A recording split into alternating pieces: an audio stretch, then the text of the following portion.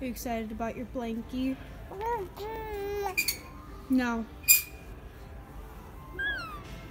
Hi everyone, welcome back to my channel, and if you're new, welcome to my channel. My name is Maya. Grayson is currently sleeping, so you probably won't see him in this video, so yeah. I asked you guys on my Instagram to ask me some questions that are kind of controversial between parents, so this is going to be the controversial parenting tag.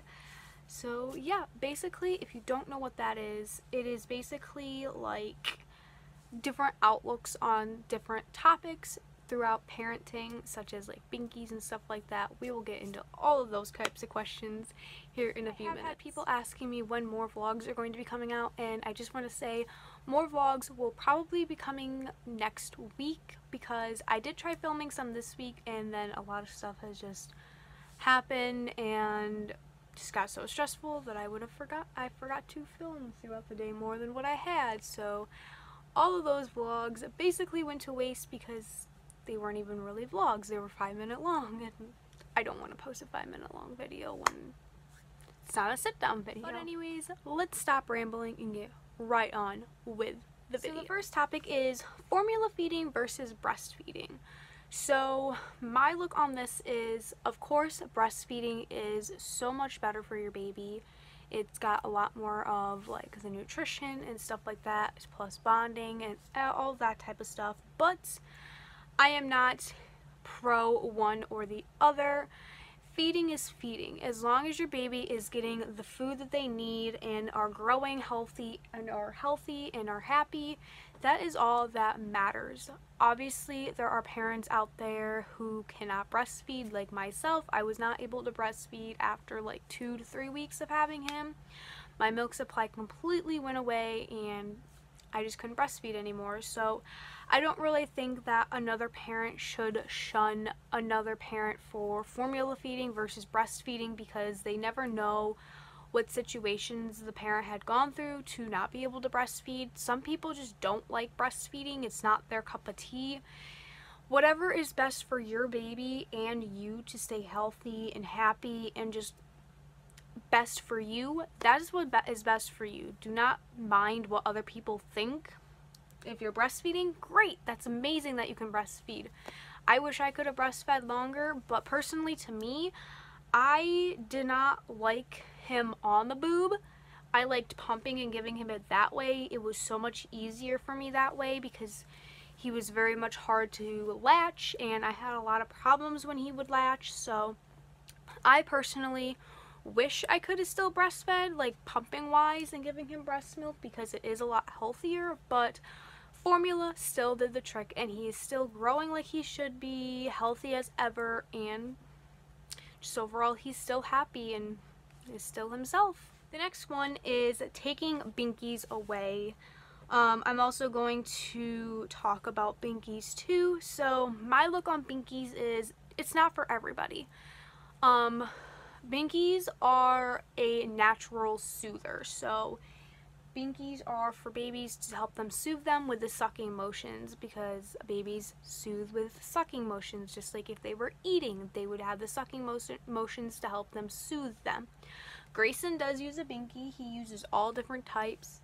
This is the one that he has right now, but he usually uses the Jolly Pop ones. He did use these Advent ones from the time he was born up until like 4 months, and then we switched him to Jolly Pop ones, and he really likes the Jolly Pop ones now. He still uses those Advent ones every once in a while, but yeah. But in my opinion, Binkies are okay to use if you want to use them, if you think that your baby needs them. Some parents have to use Binkies to calm their babies down. Other parents are lucky and babies don't take those Binkies and they soothe themselves in their own personal ways. As far as taking Binkies away, it is different for everybody's kids. So some parents can take Binkies away as early as 4 months and their babies are completely fine without it. And then there's some kids like Grayson, who's almost 9 months old and still uses a Binky. It just is a soother for him, especially at nights or trying to go to sleep. That's really the only time that he uses it, is when he's trying to go to sleep. It's just a soother to help him relax. And I'm perfectly fine with that. I don't see any point of taking it away right now. He doesn't have any teeth that have come through or anything. But I think after a little over a year, I will probably take it away. It's honestly up to the parents. When they think that their baby is ready to do it, when they think that their baby should have it taken away, it is completely up to them. So please don't shun a parent for also leaving a binky. Now, obviously, some parents have specific reasons why they have babies or their kids using binkies for a really long time, up until like 3 to 4, but I personally don't think that a baby or a kid or a toddler should use a binky up until their age of 4. But again, parents do have their specific reasons to it.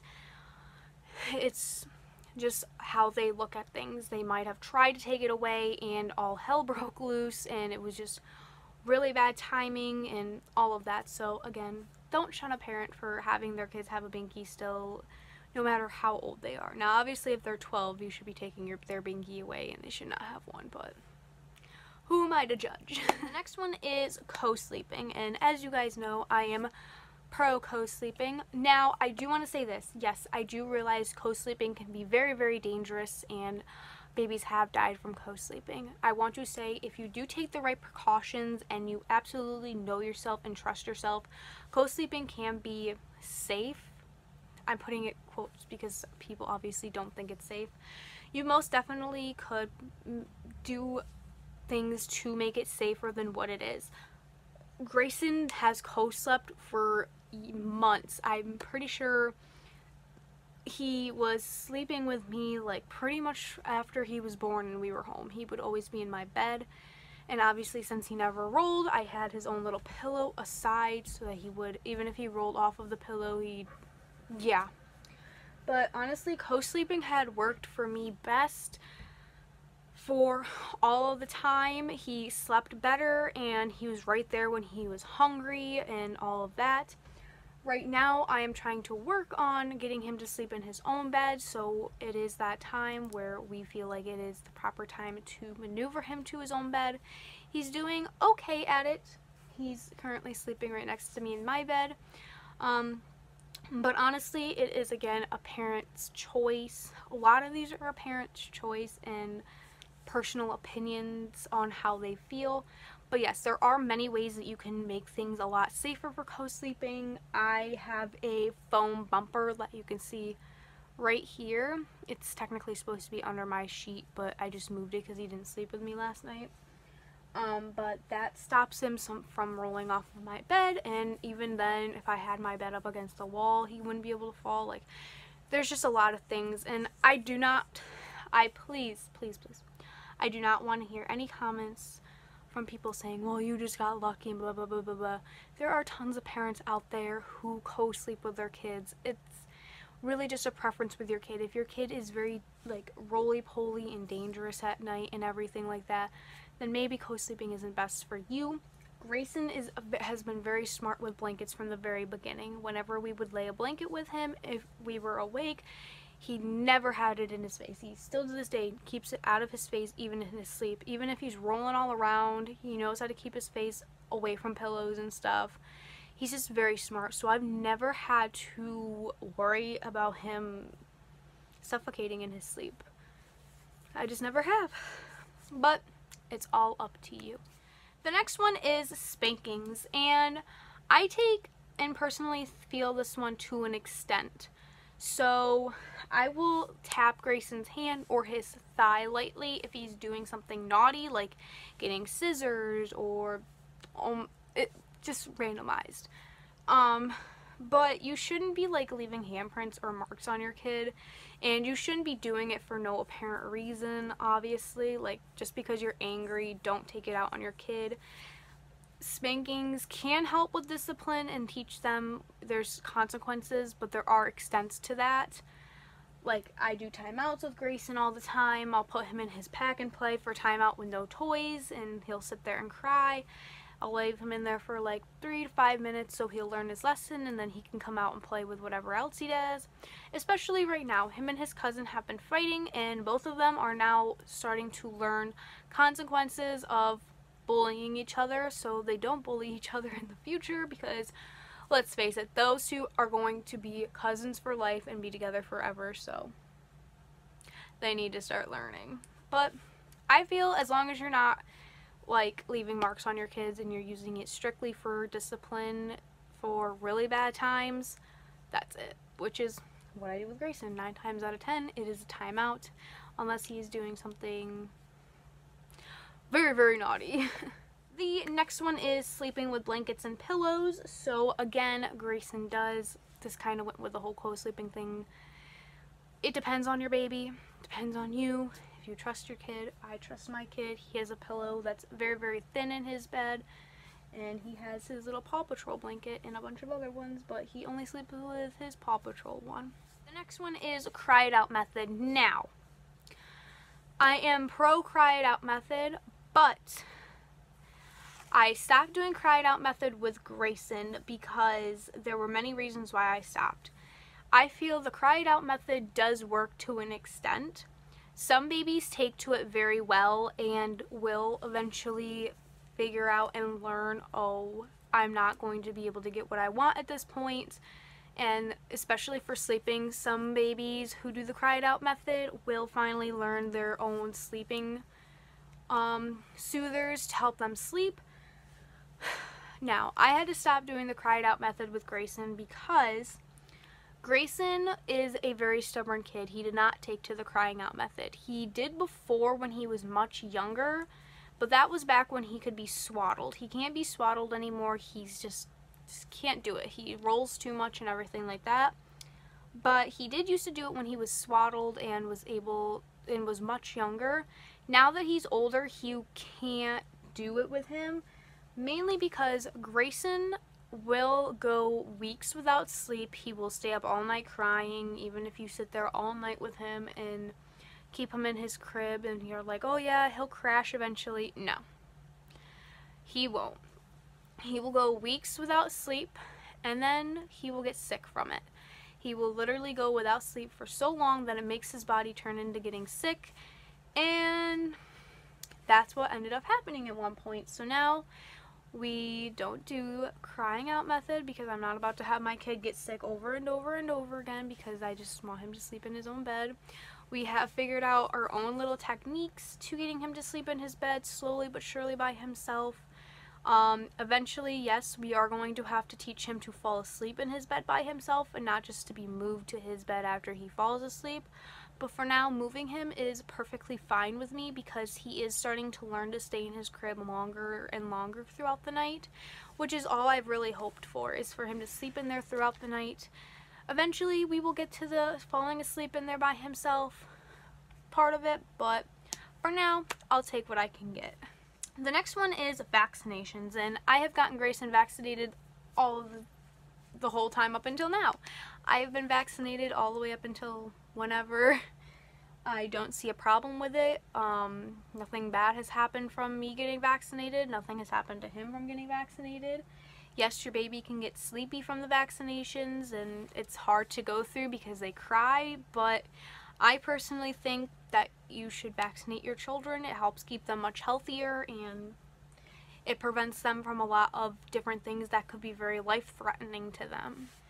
The next one is stay-at-home parenting versus working parenting. So either way, I give creds to both because both are very, very difficult to do.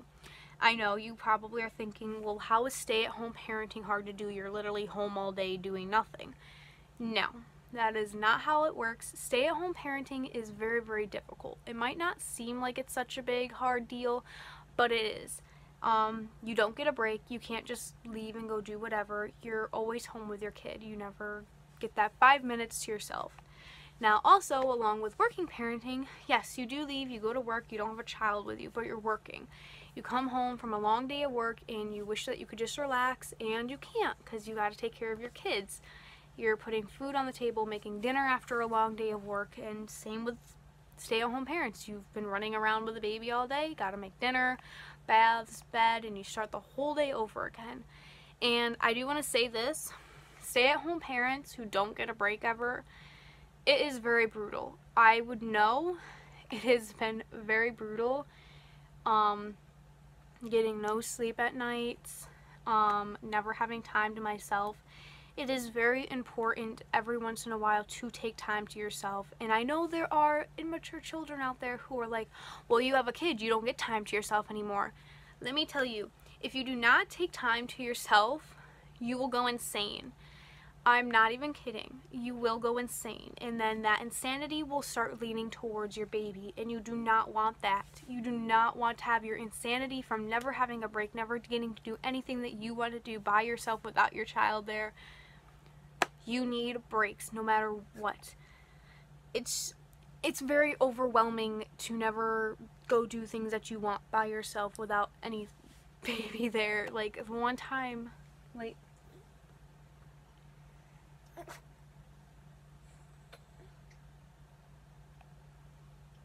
sorry. The one time that I did finally get Grayson to be taken with Alan's mom recently, she took him for a couple of hours. I went out with friends and hung out with them, and it was the best time ever. It was so nice to get out of the house and to do things that I wanted to do personally and just have fun. When he came back, I felt so much better. I felt such like a better parent than what I was before, because I was so exhausted before. I was so overwhelmed. Like, it was so overwhelming, and it was so nice to have a break at that point. Every parent needs a break, no matter if they are a parent or not. You might not seem like it's fair to go take a break, but we all need breaks every once in a while from what we're doing in our lives. The next topic is homeschooling versus public school. So my opinions on this is schooling is schooling.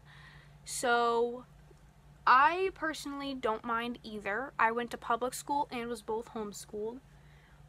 If I am still here in New York when Grayson does start school, I will most definitely be homeschooling him. If he ever does want to go to public school, I will never stop him from that. And vice versa, if he's in a different state and I feel like it's better for him to go to public school, if he wants to go be homeschooled after that, I will most certainly pull him out and do homeschooling with him. It is a personal preference to him. If he just does not feel like he's comfortable in an environment and isn't working at the best pace that he can, then I'm going to give him a better environment to work in. I want him to feel safe and stress-free as much as possible and to be happy. I don't want him to be miserable going to school and all that, because I can tell you this, when I was in my last year of high school, I was miserable and it was the worst time of my life. After that, when I was homeschooled, my grades went up. I was so much happier. I had so much more things to do. Like, everything just changed for me because I was actually in a good environment. I was happy. It was just nice. And the last one is abortion and adoption. I am not with abortion. I think that there are things that you could do. This is hard to explain. I am against abortion, most definitely. For some cases.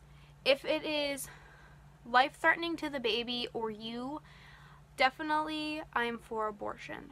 Then, and also, if you had no choice in the matter, such as rape, then that is your decision to make the decision of abortion or not. I don't feel like if you willingly lay down in bed and you're perfectly healthy, baby is healthy, I do not see why you should just get rid of your baby. You made that choice. Good morning.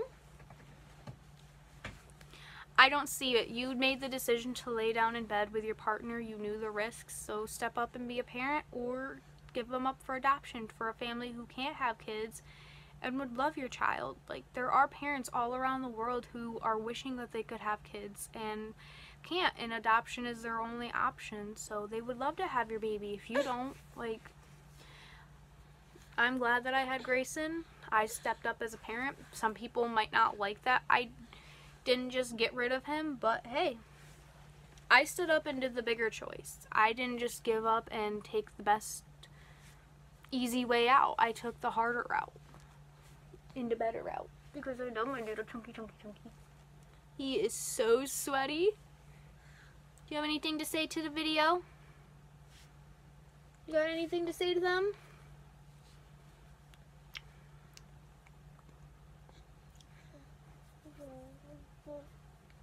Are you still tired? He's still sleepy.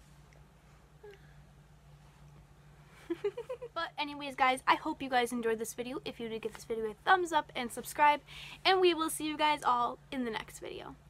Bye! Can you say bye-bye?